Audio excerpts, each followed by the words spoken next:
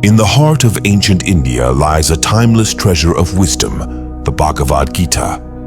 This sacred scripture, set on the battlefield of Kurukshetra, unfolds a profound dialogue between the warrior Prince Arjuna and the divine charioteer Lord Krishna. As the charioteer guides Arjuna through his inner turmoil and moral dilemmas, the Gita unravels universal truths that transcend time and space. Key themes: self-realization and spiritual awakening, duty and righteous action, karma yoga and selfless service, detachment and equanimity, the yoga of knowledge and wisdom, devotion and surrender. The Bhagavad Gita stands as star in the journey of self-discovery and spiritual evolution. Its timeless teachings resonate with seekers of truth across the ages, offering guidance, inspiration, and solace in times of uncertainty. As we immerse ourselves in its sacred verses, we embark on a transformative journey of awakening, leading us to the ultimate realization of our divine nature and union with the eternal. Chapter 1. Arjuna's Hesitation. I am not able to stand here any longer. My limbs fail me and my mouth is parched. My body quivers and my hair stands on end. My bow Gandiva is slipping from my hand and my skin is burning all over. I am unable to hold myself steady any longer, and my mind seems to be reeling. In this quote, Arjuna expresses his overwhelming emotional turmoil as he faces the prospect of engaging in battle against his own relatives and teachers. His physical and mental distress symbolizes the inner conflict and moral dilemma he experiences, torn between his duty as a warrior and his compassion for his kin. Chapter 2. Substance and Consciousness. For the soul there is neither birth nor death at any time. He has not come into being, does not come into being, and will not come into being. He is unborn, eternal, ever-existing, and primeval. He is not slain when the body is slain. In this verse, Lord Krishna imparts the eternal nature of the soul to Arjuna, emphasizing its indestructible essence beyond the realm of birth and death. This teaching provides solace to Arjuna and encourages him to fulfill his duty without attachment to the transient physical body. He suggests that while the physical body undergoes birth and death, the soul remains untouched by these changes, existing beyond the limitations of time and space.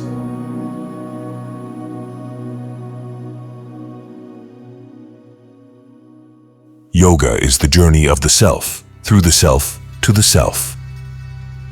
This profound statement by Lord Krishna encapsulates the essence of yoga as a path to self-realization. It emphasizes that the true purpose of yoga is not merely physical exercise or flexibility, but rather an inward journey towards understanding one's true nature. Through the practice of yoga, individuals can gain deeper insights into themselves, leading to spiritual awakening and union with the divine.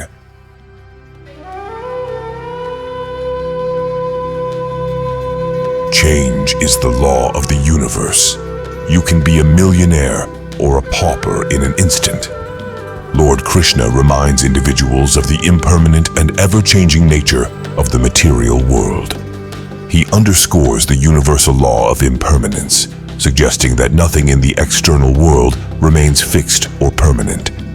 By recognizing the transient nature of worldly possessions and circumstances, individuals can cultivate detachment and focus on spiritual pursuits that lead to lasting fulfillment and inner peace.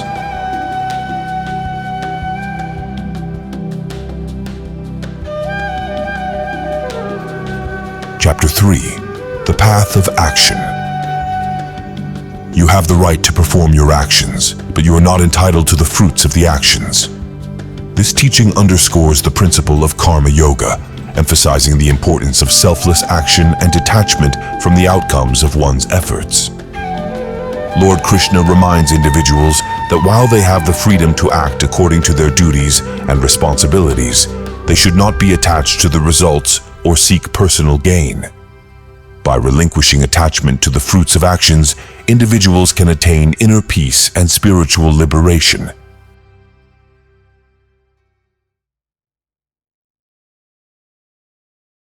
Perform your obligatory duty, because action is indeed better than inaction.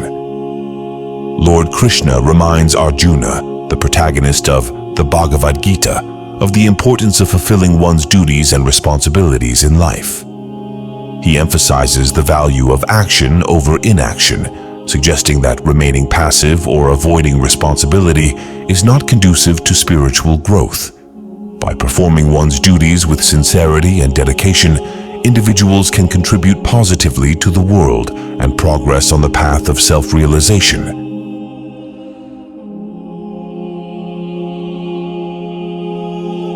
It is better to live your own destiny imperfectly than to live in imitation of somebody else's life with perfection. This profound teaching encourages individuals to embrace their unique path and authenticity, rather than striving to conform to societal expectations or imitate others. Lord Krishna emphasizes the importance of self-discovery and self-expression, urging individuals to follow their inner calling and live in alignment with their true nature. By embracing their inherent strengths, weaknesses, and life circumstances, individuals can find fulfillment and meaning in their journey.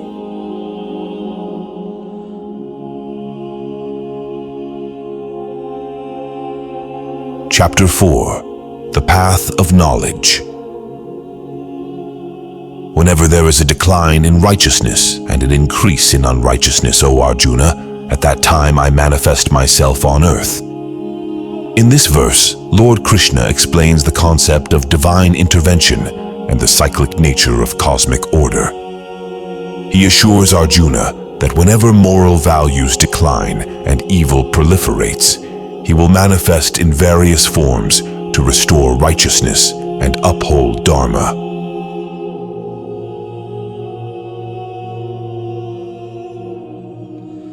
A person can rise through the efforts of his own mind or draw himself down in the same manner, because each person is his own friend or enemy.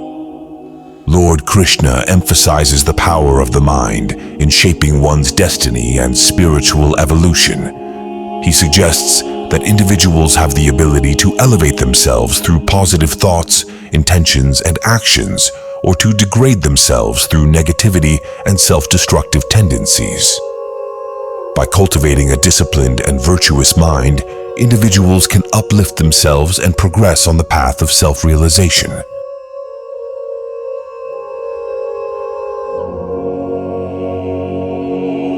Chapter 5. The Path of Renunciation of Action. One who is not attached to the fruits of his work and who works as he is obligated is in the renounced order of life, and he is the true mystic, not he who lights no fire and performs no work. Krishna describes the essence of true renunciation, emphasizing the importance of performing one's duties with detachment rather than abstaining from action altogether. Renunciation, in this context, refers to relinquishing attachment to the results of actions while fulfilling responsibilities with a sense of duty and service.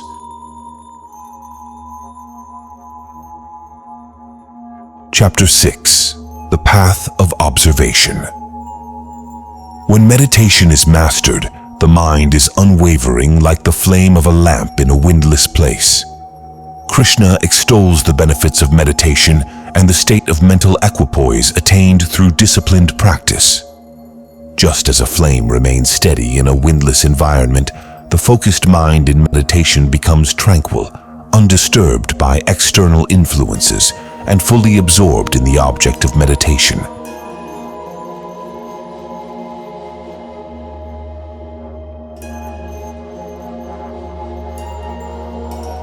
The mind is restless and difficult to restrain, but it is subdued by practice.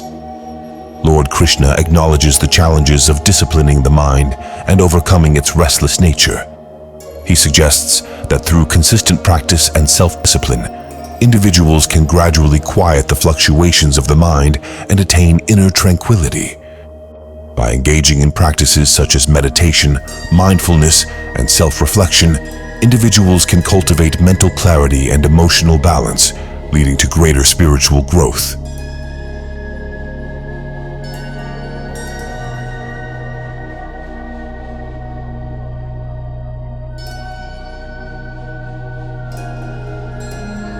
The senses are higher than the body, the mind higher than the senses. Above the mind is the intellect, and above the intellect is the soul. Here he offers a hierarchical model of human consciousness, delineating the various levels of awareness from the physical body to the eternal soul. He suggests that while the senses perceive the external world, the mind interprets sensory input, the intellect discerns truth from falsehood, and the soul transcends all limitations of the material realm. This teaching invites individuals to elevate their consciousness and connect with the higher aspects of their being, ultimately realizing their divine nature.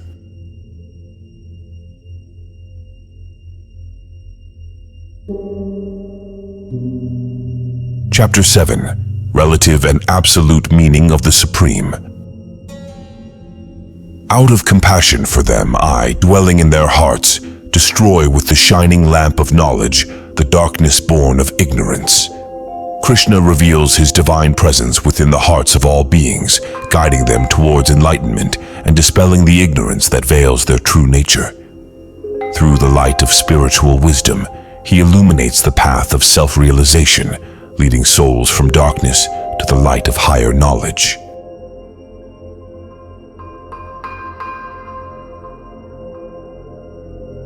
Chapter 8.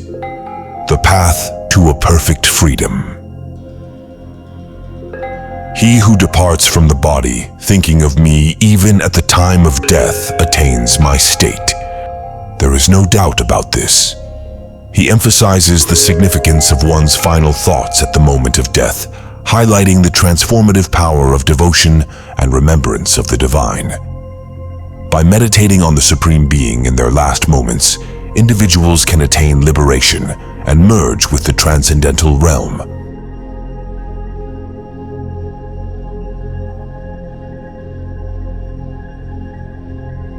Chapter 9.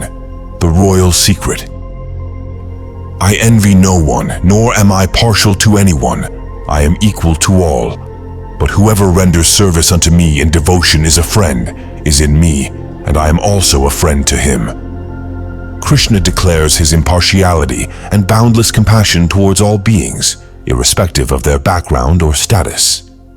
While treating everyone equally, he acknowledges the special relationship with devotees who offer selfless service and devotion, considering them as friends and allies in their spiritual journey.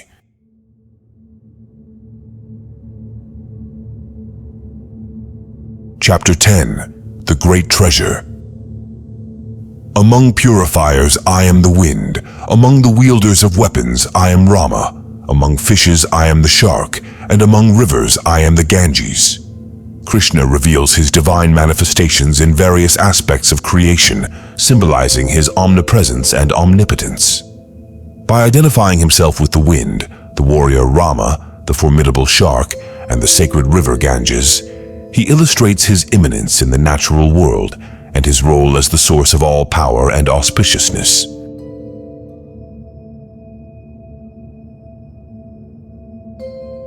Chapter 11. The Vision of the Universal Form. Arjuna, I am time, the great destroyer of the worlds, and I have come here to destroy all people. With the exception of you, all the soldiers here on both sides will be slain. In this verse, Lord Krishna reveals his universal form to Arjuna, showcasing the cosmic dimension of his existence as the Supreme Being. He asserts his role as time personified, symbolizing the inevitability of death and destruction, yet offering salvation to those who surrender to him with devotion.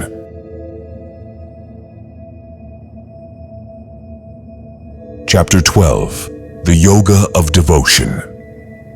For those who are constantly devoted and who worship me with love, I give the understanding by which they can come to me.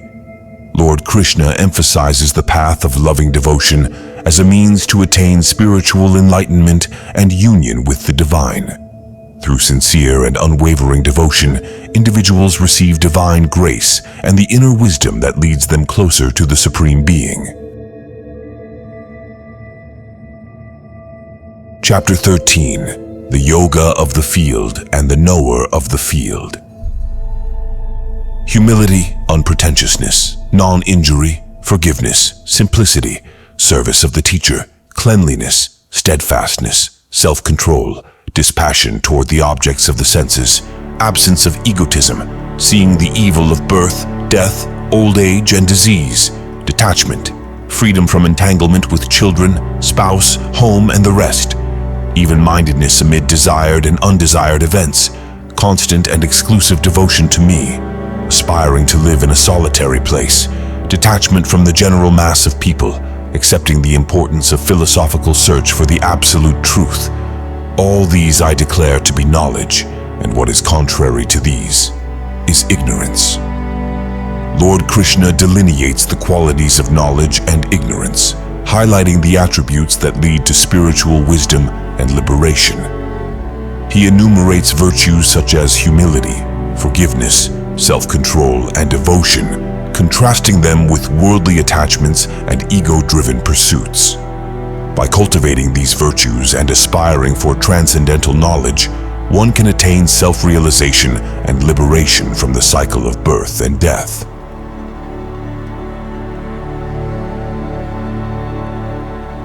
Chapter 14. The Three Modes of Substance.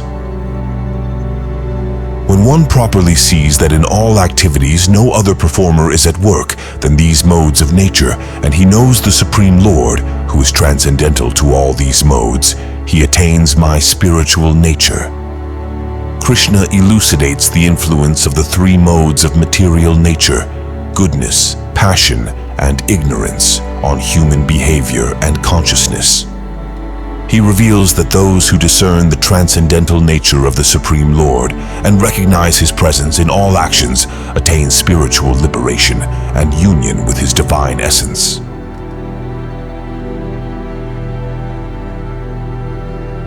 Chapter 15. The Supreme Divine Personality. I am seated in everyone's heart, and from me come remembrance, knowledge, and forgetfulness. By all the Vedas am I to be known. Indeed, I am the compiler of Vedanta, and I am the knower of the Vedas. Krishna asserts his omnipresence within the hearts of all beings and his role as the ultimate source of knowledge and remembrance. He declares himself as the essence of the Vedas, the ancient scriptures of spiritual wisdom, and the culmination of all spiritual teachings. Through his divine grace, individuals can attain self-realization and transcend the cycle of birth and death.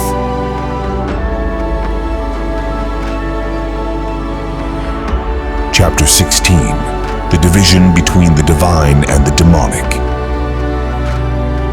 The godly qualities lead to liberation, whereas the demoniac qualities lead to bondage. Do not worry, O son of Pandu, for you are born with the divine qualities. Lord Krishna delineates the distinction between divine virtues and demonic tendencies, highlighting their respective influences on human behavior and spiritual destiny. He reassures Arjuna that his inherent nature is aligned with divine qualities, offering him the path to liberation and spiritual enlightenment.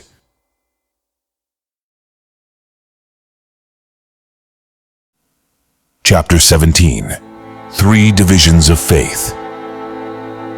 O son of Kunti, according to one's existence under the various modes of nature, one evolves a particular kind of faith. The living being is said to be of a particular faith according to the modes he has acquired. Lord Krishna explains the correlation between one's predominant modes of nature and their corresponding faith or belief system. Depending on their conditioning and disposition, individuals develop faith aligned with the qualities of goodness, passion, or ignorance. By understanding the influence of the gunas, one can cultivate faith conducive to spiritual growth and self-realization.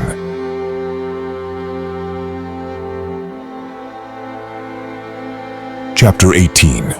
The Ultimate Liberation. Abandon all varieties of religion and just surrender unto me. I shall deliver you from all sinful reactions. Do not fear.